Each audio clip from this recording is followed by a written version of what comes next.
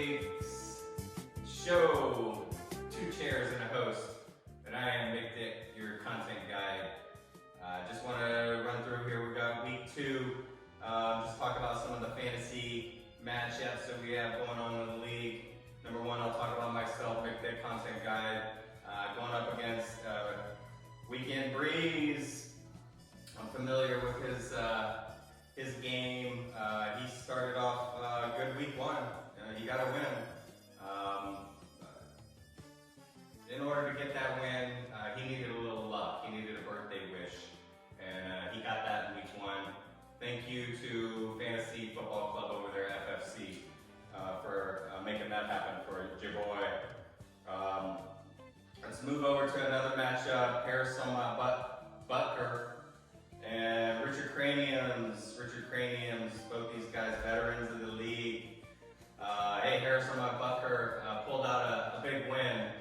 I think coming into week 1, he was the strongest team in the draft.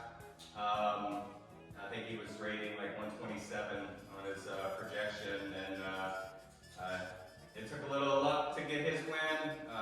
FNG, Chase over there, made that happen for him. He only needed like 8 points, and his boy had like, I think 2 at half, and he was chilling for most of the second half. So, Richard Cranium's 0-1, couldn't pull one out in week 1. He went up against Balls. I think Monster Balls kicked ass, so I don't think he even had a chance in that one. So we'll see how this matchup goes, but it's looking like Harris is strong. But looking at Craniums, hey, he's got McCaffrey. He's got Evans. He's got decent running backs. Wilson, what did Russell Wilson? I think he was quoted saying, "I'm the best quarterback in the league." So don't count that guy out. Let's move on to the next matchup. Red 7, hot route going up against waivers.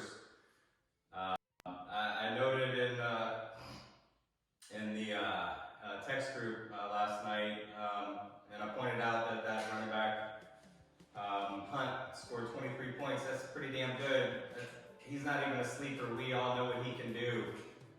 He's done beating up chicks, and I think he's ready to focus on football. So this is going to be interesting, though. Red 7, he didn't get a win in week 1, and neither did Waiver Wire, so they're both looking for win number 1. They're both hungry. Let's move on to the next matchup. Monster Balls going up against Coach F, rebranding himself again. This guy's every year coming up with some new gimmicks. This year, I'm talking like major participation. The videos, keep them coming. We love them. I like the old man. That was like making me fart. I was laughing so hard. So keep that coming. Let's move on to the next matchup. And back to that matchup really quick. Sorry, I'm moving kind of fast here. But both those teams, Monster Balls 1-0, Coach F 1-0. So again, 2 hungry teams to stay undefeated. We'll see how that turns out. If I'm a gambling man, I'm looking at the 2 teams. I go with running backs. Coach F's got Barkley. He also has a stud and a tight end, Kelsey. So if I'm gambling, I'm putting my money on Coach F to stay undefeated. And then the last matchup, FNG against Fantasy Football Club. FNG suck. Your team is no good. You're no good. What else can I say? Your running backs are horrible. Your best receivers on the bench. And Fantasy Football Club, I think he's not looking to make those careless mistakes with his lineup. Don't depend on the notifications. Check your lineups. You got to be on top of your stuff. That's painful to allow happen to happen in week 1, and it's painful to see here. So looking at the matchups, 0-1, 0-1 again. 2 hungry teams going for win number 1. I'm putting my money on FFC Club.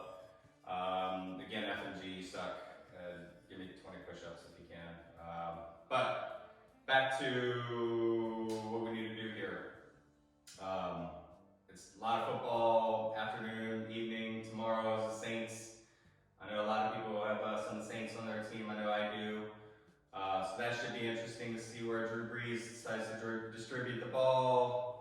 I know there's a lot of Giants fans out there. We'll see what Saquon's going to do today, and a couple of the players they're throwing in.